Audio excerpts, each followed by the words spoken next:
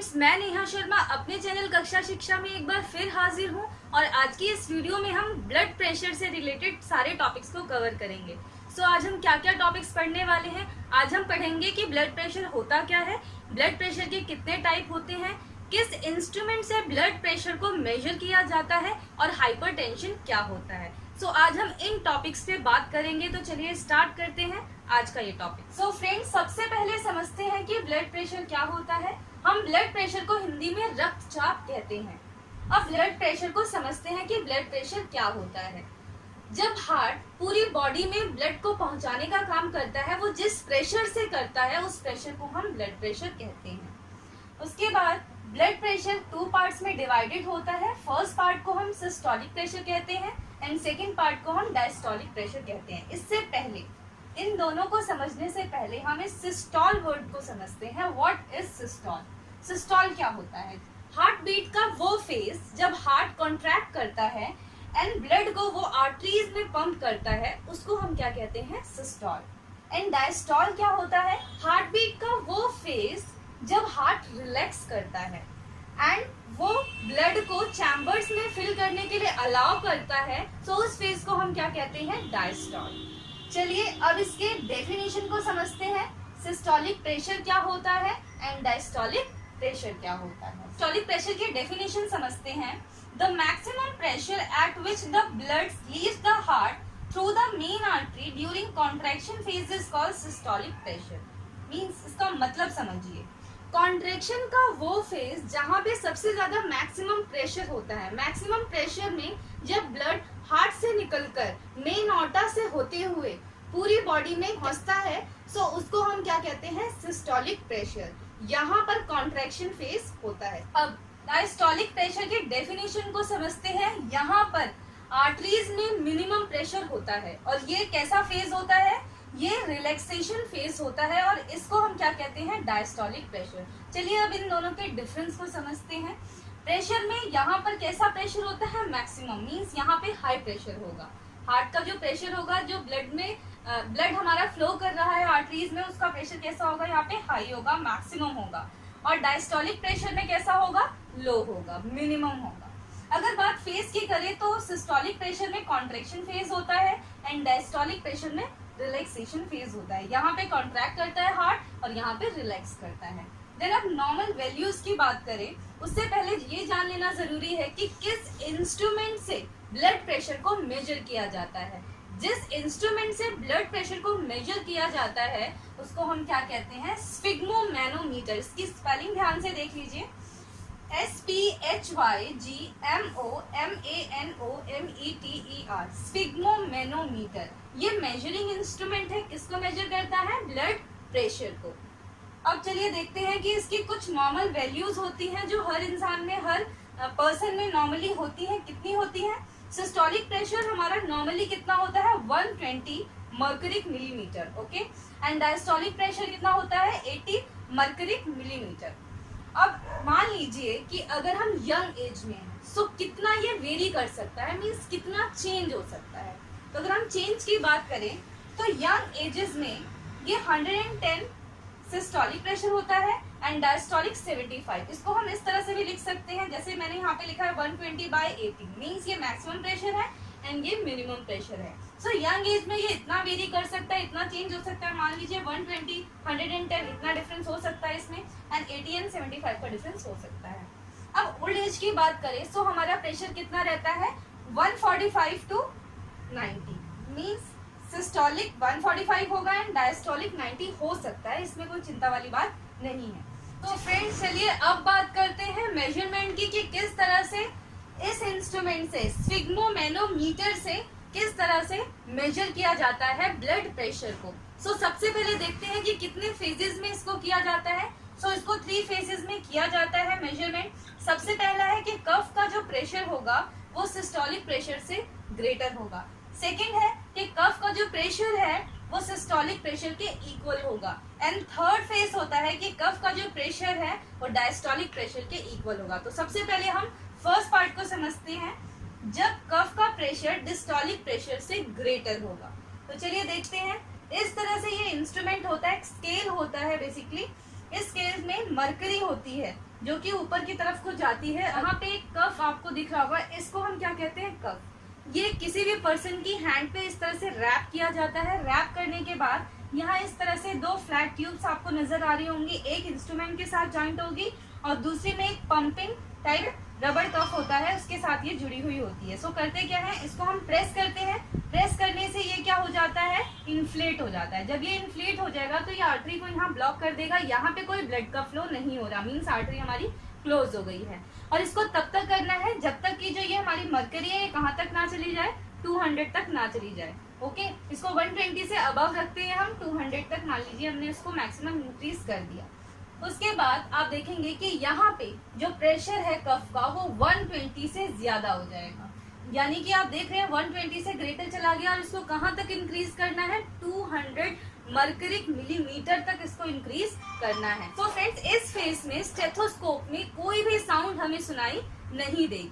सो ये कौन सा फेज था, जब कोई भी स्टेथोस्कोप में साउंड हियर नहीं होगी और यहाँ पे जो कफ का प्रेशर होता है वो सिस्टोलिक प्रेशर से हाई होता है। मीन सिस्टोलिक प्रेशर कितना था, 120 मर्क्यूरिक मिलीमीटर। सो इससे ये ग्रेटर था। यहाँ पे कोई भी स्टेथोस्कोप के थ्रू साउंड सुनाई नहीं देगी। अगर हम यहाँ पे स्टेथोस्कोप को लगाते हैं तो कोई भी साउंड हमें यहाँ पे हियर नहीं कर पाएंगे हम।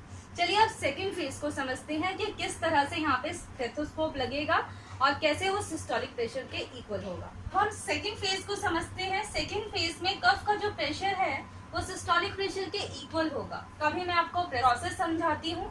क्या करना है, अब जो डॉक्टर्स होते हैं वो एक स्टेथोस्कोप इंस्ट्रूमेंट को कैरी करते हैं। वो क्या करेंगे, जब ये स्फिग्मोमैनोमीटर का इस्तेमाल कर रहे होंगे उस टाइम में वो इस स्टेथोस्कोप को यहाँ पे हमारी आर्म पे लगाएंगे। फिर वो क्या करेंगे, इसके साउंड को सुनेंगे। जो फर्स्ट साउंड आती है वो यहाँ पे तब आएगी जब कफ का प्रेशर सिस्टोलिक प्रेशर के इक्वल होगा। वो रिड्यूस होके जो यहाँ पर इन्फ्लेट हुआ था ये धीरे धीरे डिफ्लेट होने लगेगा। कफ के अंदर जो प्रेशर था वो कम हो जाएगा और जो फ्लो था हमारा ये आर्टरीज का जो फ्लो था वो धीरे धीरे अब नीचे की तरफ को आने लगेगा और यहाँ पे 120 से नीचे आ जाएगा कफ का प्रेशर। आप देखेंगे कि यहाँ पे 120 के नीचे आ चुका है ये। ओके, सो यहाँ पे जो पहली बार टैपिंग की जो साउंड आएगी वो स्टेथोस्कोप में सुनाई देगी। सो यहाँ पे कफ का प्रेशर किसके बराबर होता है, सिस्टोलिक प्रेशर के इक्वल होता है। चलिए थर्ड फेज को समझते हैं। सो फ्रेंड्स, थर्ड फेज है जब कफ का प्रेशर डायस्टोलिक प्रेशर के बराबर होता है। यहाँ पर साउंड जो आती थी वो टैपिंग की जो साउंड थी वो स्टॉप हो जाएगी। तो देखते हैं इसका प्रोसेस कैसे होगा। जब स्टेथोस्कोप यहाँ पे होगा तो धीरे धीरे इसकी साउंड आनी बंद हो जाएगी और जो ये आर्टरी थी जो ब्लॉक हो चुकी थी फर्स्ट स्टेज में, सेकंड स्टेज में धीरे धीरे ब्लड फ्लो होने लगेगा। अब वो पूरा ही ब्लड फ्लो हो जाएगा। आप देखेंगे इस तरह से पूरे में वो ब्लड फ्लो हो जाएगा। तो जब ब्लड पूरी तरह से फ्लो हो जाएगा और जो ये मर्करी थी वो कहाँ आ जाएगी, जो ये इंस्ट्रूमेंट था वो 80 तक आ जाएगा। सो इस प्रेशर को हम क्या कहेंगे, डायस्टोलिक प्रेशर। और इसके अंदर कफ प्रेशर डायस्टोलिक प्रेशर के इक्वल होगा और यहाँ पर जो प्रेशर है वो बिल्कुल कम होता होता बिल्कुल ही रिड्यूस हो जाएगा। और यहाँ पे जो कफ का प्रेशर है वो कितना था, 80 के बिलो आ जाएगा। तो फ्रेंड्स, अब तीनों फेजेस को एक साथ मैं आपको समझाती हूँ। फर्स्ट फेज में मैंने आपको समझाया था कोई साउंड नहीं आती, कफ का प्रेशर सिस्टोलिक प्रेशर से ग्रेटर होता है। सेकंड में मैंने आपको समझाया था कि यहाँ पर टैपिंग की साउंड स्टार्ट हो जाती है जब हम स्टेथोस्कोप में सुनेंगे तो वो साउंड आएगी। यहाँ पे कफ का प्रेशर सिस्टोलिक प्रेशर के इक्वल होता है और कितना होगा ये, 120 मर्करिक मिलीमीटर। ओके, और यहाँ पे ग्रेटर होता है 120 मर्करिक मिलीमीटर से इसको 200 तक ऊपर लेकर जाते हैं, इसमें 120 तक होता है। एंड थर्ड फेज में जो कफ का प्रेशर होता है वो डायस्टोलिक प्रेशर के इक्वल होता है और यहाँ पे 80 मर्करिक मिलीमीटर या उससे बिलो जाता है। फर्स्ट फेज में 200 तक लेके जाते हैं, सेकंड में 120 के बिलो आ जाएगा एंड थर्ड में 80 के बिलो आ जाता है। सो ये तीनों फेजेस मैंने आपको मेजर करना सिखा दिया कि किस तरह से मेजर किया जाता है। अब मैं आपको बताती हूँ कि हाइपरटेंशन या फिर आप ये कहिए कि हाई ब्लड प्रेशर क्या होता है और उसके क्या डिसएडवांटेजेस होते हैं। फ्रेंड्स, चलिए अब हाइपरटेंशन यानी कि हाई प्रेशर को समझते हैं। आपको पता है जो हमारी ब्लड वेसल्स होती है वो बहुत ही ज्यादा फ्लेक्सिबल होती हैं।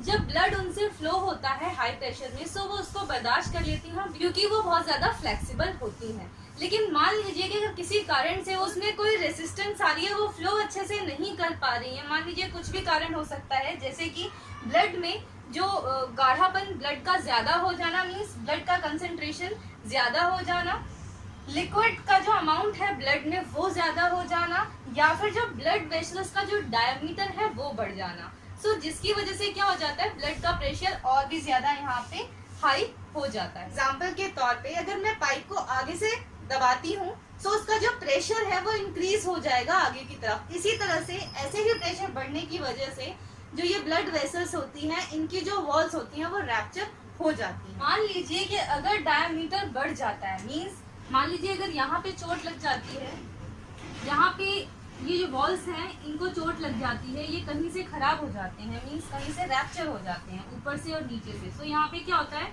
व्हाइट ब्लड सेल आके ऐसे जम जाते हैं, इनके ऊपर कोलेस्ट्रॉल एंड फैट वगैरह भी आके इसके ऊपर जम जाते हैं। तो इस तरह से इसका डायमीटर मान लीजिए कि बढ़ गया। डायमीटर बढ़ने की वजह से जो ये पाथ हो गया ब्लड के फ्लो करवाने का वो और भी ज्यादा कंस्ट्रिक्ट हो गया, और भी ज्यादा कम हो गया, जिसकी वजह से हार्ट के ऊपर जो ब्लड का प्रेशर है ज्यादा बढ़ जाएगा, जिसकी वजह से हार्ट अटैक जैसी बीमारियां लोगों में हो जाती हैं। अगर ये बीमारी ब्रेन में होती है तो उसको हम ब्रेन स्ट्रोक भी कहते हैं। सो फ्रेंड, मेडिकल साइंस में इसको भी ठीक करने के कई सारे तरीके हैं, कई सारी सर्जरीज हो जाती हैं। उनमें से एक है एंजियोप्लास्टी। एंजियोप्लास्टी के थ्रू इसके डायमीटर को कम किया जाता है। अगर मान लीजिए यहाँ पे किसी ऐसे इंस्ट्रूमेंट को लेकर आए जो कि इसके डायमीटर को कम कर दे, मीन्स मान लीजिए कि इसका डायमीटर ये इस तरह से कम कर दे, तो उसको हम क्या कहते हैं, एंजियोप्लास्टी। एंजियोप्लास्टी के थ्रू ये जो डायमीटर बढ़ा हुआ है ये कम हो जाएगा और जो ब्लड का फ्लो है जिस तरह से हो रहा था वो उस तरह से होने लगेगा। ये उन लोगों में ज्यादा होता है जिनकी एज बहुत ज्यादा होती है, लेकिन आजकल ये बीमारियां कुछ बच्चों में भी देखी जा रही हैं, क्योंकि बच्चे भी आजकल स्ट्रेस बहुत ज्यादा लेने लगे हैं। इस वजह से बच्चों में भी हाइपरटेंशन जैसी बीमारियां होने लगी। सो फ्रेंड्स, आखिर में मैं आपसे यही कहूंगी कि आप ज्यादा स्ट्रेस ना लें, जिसकी वजह से आपको हाइपरटेंशन जैसी बीमारियों से ना जूझना पड़े। सो फ्रेंड्स, ये टॉपिक अब यहीं पे ओवर होता है, और अगर आपको मेरी वीडियो अच्छी लगी तो इसको लाइक करें, शेयर करें, कमेंट करें, और मेरे चैनल को सब्सक्राइब करना बिल्कुल भी ना भूलें। मुझसे फेसबुक पेज और इंस्टा पेज पे भी जुड़ सकते हैं, उसका लिंक इस वीडियो की डिस्क्रिप्शन में दिया गया है। मिलते हैं नेक्स्ट वीडियो में, तब तक के लिए कीप लर्निंग, स्टे हेल्दी।